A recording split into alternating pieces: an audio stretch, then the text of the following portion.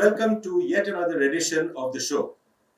Today we delve into the world of governance, risk and compliance, GRC, and challenge the perception that it is merely a reactive check-the-box exercise. Instead, we recognize the transformative potential of a robust GRC framework in enhancing processes, improving controls, mitigating risks, and driving business excellence. Furthermore, we will examine technology's pivotal role in this journey.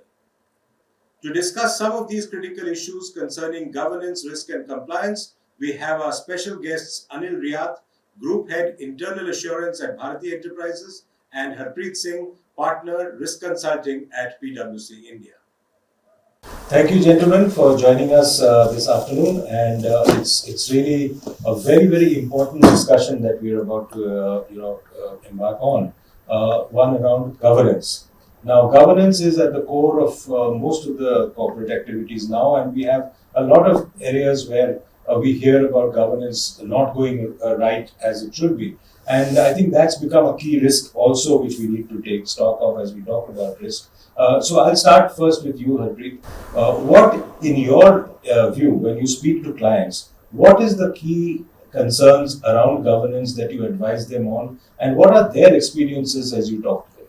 Yeah, so happy to be here, and Sourav, I think you rightly mentioned, I think we are in a scenario where things are evolving, right? So we have come a long way from a governance standpoint, and regulators have played a very important role in shaping the governance agenda. And I think if I just look at historically, companies like 2013 was a game changer, right?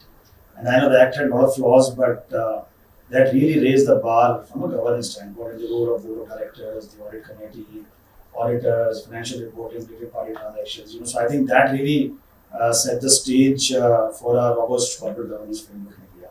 Now, if you look at almost 8-9 years since the Act came into the picture, and I think SEBI also has been very proactive, introducing a lot of measures alongside and aligning our practices with the global mature markets.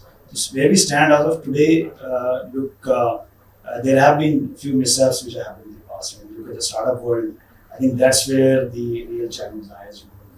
We've seen some of the startups having significant governance issues. When we talk to our clients, I think that portion of the market is definitely re-looking at things. The founders are talking about how to build a business for longer term rather than focusing on the shorter term goals. So I think that clearly is an area where a lot of focus is. If I look at the listed space, I think there is an interesting study which gets conducted every year, which is the governance index for the country. And I was looking at that report, and it has continuously improved in the last 3 years. So in that sense, post-pandemic, things have improved, they haven't deteriorated. And I think so overall, I would say we have been in reasonably good shape, but this is a space which will keep on evolving, and I'm sure regulators will make sure that we remain up to date and we remain in line with the global practices.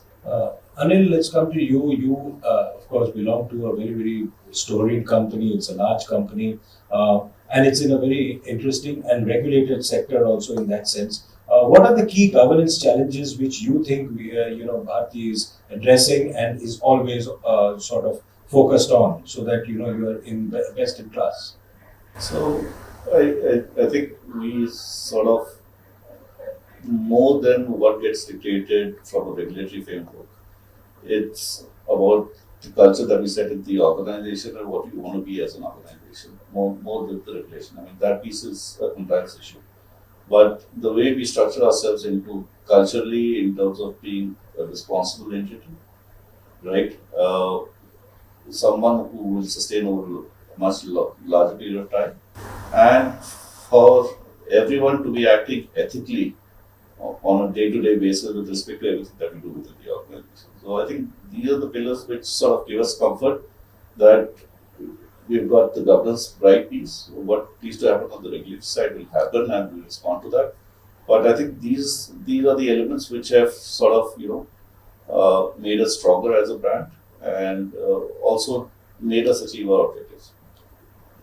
So coming back to PwC, what I want to know is, you mentioned startups. You mentioned, the kind of conversations you're having with the clients.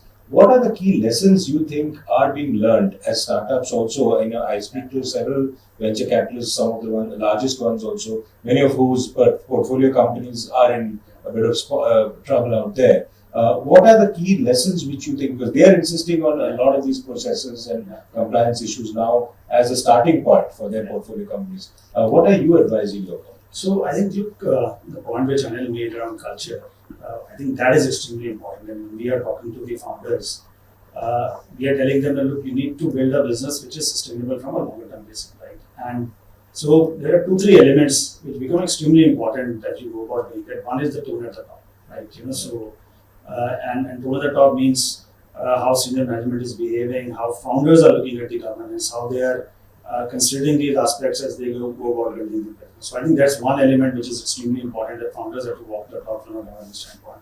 Second is having a independent and active board, right? So depending on what stage of your journey you are, you need to have a board which is able to question and critique the management, and at the same time provide strategic guidance to the management. So I think depending on where you are, you may want to, when you are late stage or a unicorn, you may not want independent directors, you may want investors and people who know the business, but then you move forward in the journey, look at the composition of the board and have a board with the type of skill set. And third, I think which is extremely important, is that you need to have the building blocks from a governance standpoint. So having the right set of policies and processes and building a culture of compliance, having risk management procedures so that you can anticipate what is going to hit your business and how do you really address those. And the third bit is short term versus long term. Like, if you're in a business from a longer term standpoint and not there to create value for a shorter term perspective and cash it, you need to really focus on the long term goals. So I think those are some of the elements which we are telling our clients, and I think founders are very receptive to that, and investors are also very supportive. Anil, governance is an issue which directly impacts the brand. Now, as Bharti, what are the things you tell your colleagues across the board, across the country, wherever, even the remote areas, what are the things you tell them, the clear do's and don'ts as far as governance is concerned?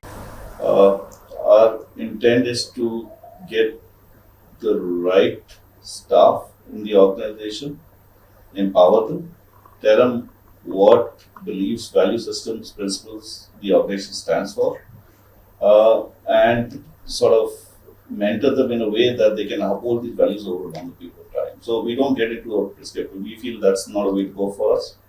We empower our staff.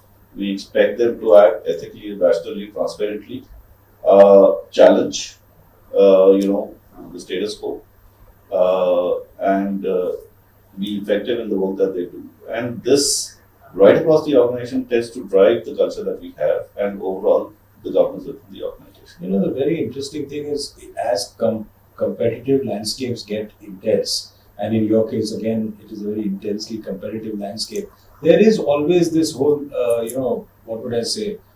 tendency in some parts or some people to sort of cut corners, try to do things quicker so that the best results come. So how does one, as an organization, and I don't mean to ask about Bharti in particular, as a corporate executive, how do you see, and somebody who's looking into this area, how do you see that? What are the guardrails there? So I think we keep sort of echoing this from time to time. There are times where I can understand somebody at some point in time may lose focus and be probably driven towards targets and numbers and such like that. I think what we have a process where leaders communicate with employees on a regular basis, right? Be it from a corporate level, at a company level, at a circle level, within the functions and so on. So there's a constant sort of a communication that keeps going out in terms of what is it that we stand for, what is it that we need to do, and that sort of keeps us in check. Once in a while, you do have some incident or the other, but we tend to address that.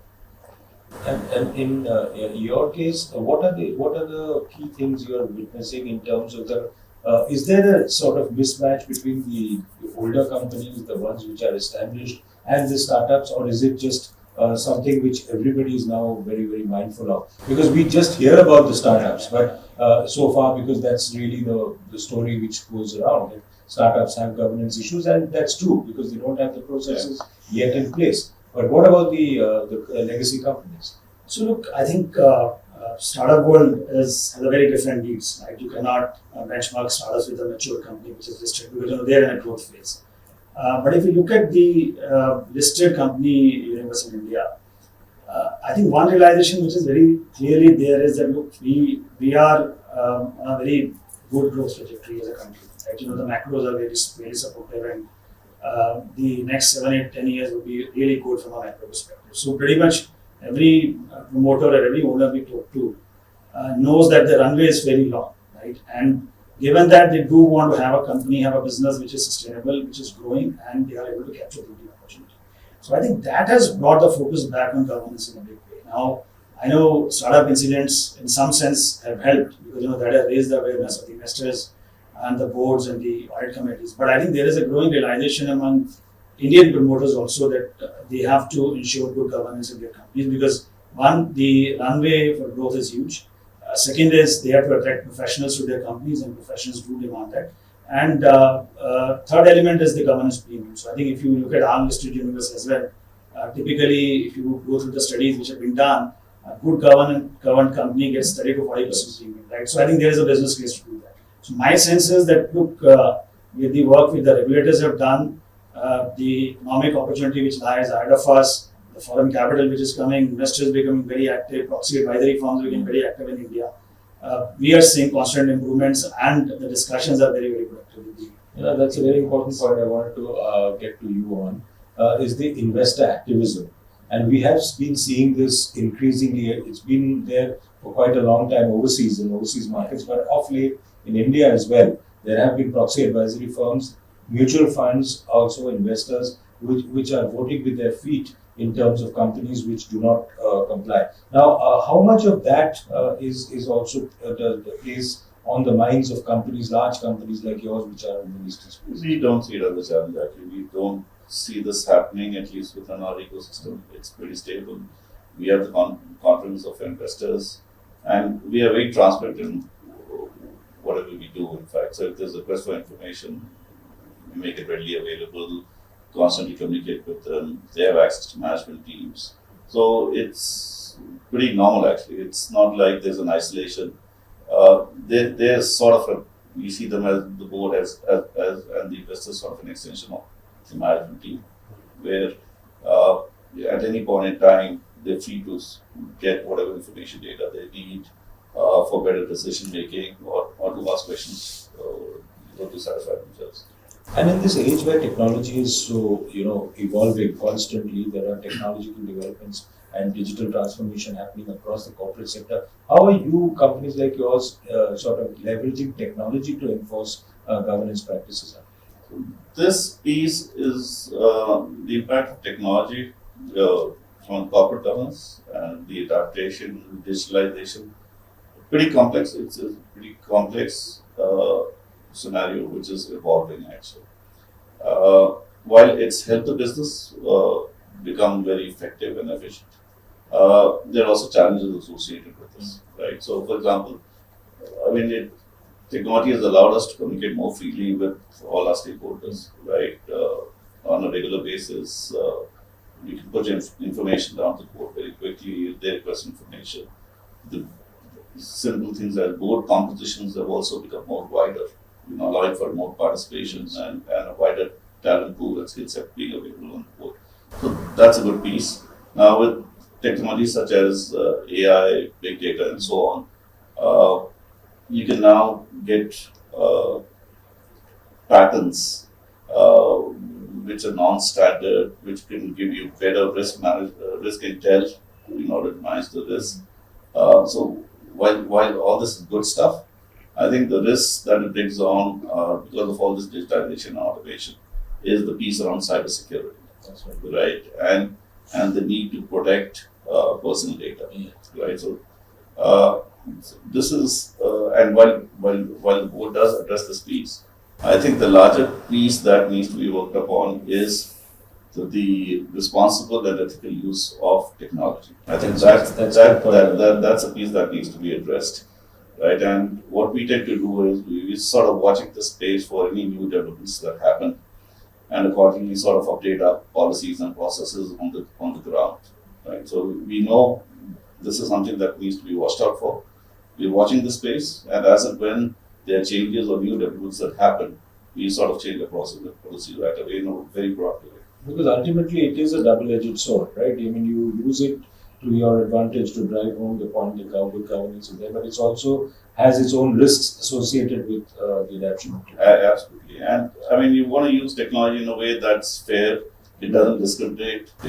So just to add to Yes. maybe what I said, what we are seeing our clients do is they're adopting technology to automate their governance, risk and compliance processes. Right. And big data, continuous monitoring, continuous auditing, compliance monitoring, risk management, so they're embedding technology in a lot of these processes, and which is making their processes more effective and contributing to the wider governance. So I think that trend is beginning with One more point is how effective do you think are there more sensitization programs which companies are adopting in terms of making even the audit committees, the other committees, subcommittees of the board more accountable, more focused on some of these aspects?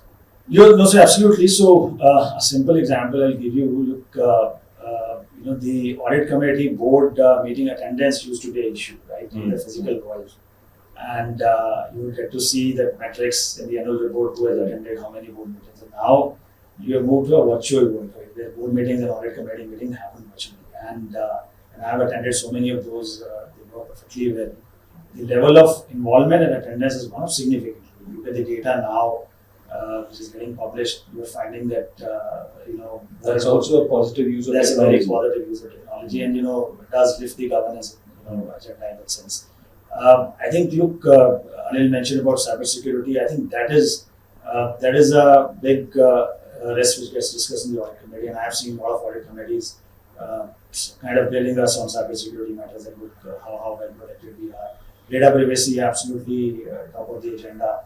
I think digital disruption is the other area which is now getting discussed, because of ChatGPT and stuff like that. Yes. Look, how are we preparing from a digital perspective? So I think I have seen more and more board members and audit committees raising concerns, questions, or wanting to know more about it, and companies also proactively getting outside experts to talk to the board members. Like we have done some sessions where we have gone and spoken to the board on these matters. So I think definitely the level of awareness is going up, and there is a good amount of focus from the board and the audit committees on aspects. Talking about generative AI like ChatGPT and others, do you see some sense of unease in terms of the rank and file, the employees, etc., as a risk of how they fear the advent of such disruptive technologies, because that's whole jobs debate, how it will impact jobs and employment is another real problem. And is that posing a risk for, say, large companies like yours? No, we're not seeing that actually. In fact, the adoption is quite positive because we're seeing this as a business efficiency rather than staff replacement issue. So I don't think we felt any tremor of anything like this where the staff is uneasy about getting ChatGPT or any of the AIs in fact. So that's never been a Or is it early days?